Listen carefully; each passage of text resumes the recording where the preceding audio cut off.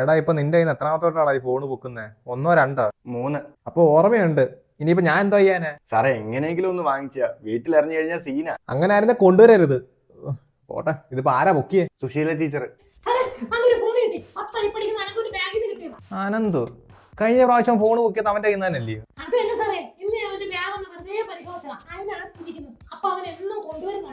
ആഹാ, എന്നിട്ട് അവൻ എന്ത് ചെയ്യും? അവനിങ്ങ് വരട്ടെ.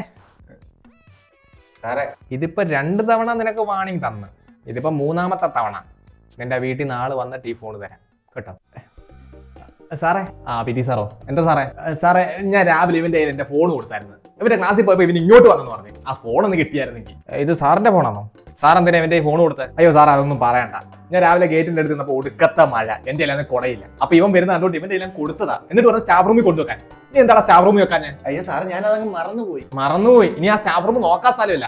സാറേ ആ ഫോൺ കിട്ടിയാൽ എനിക്ക് അങ്ങ് പോകായിരുന്നു. ഓ അപ്പൊ ഇത് സാറിന്റെ ഫോണാണോ? ഇനി മേലെ പിള്ളേരായി ഫോൺ കൊടുക്കരുത്. ഓ ഇല്ല സാറേ.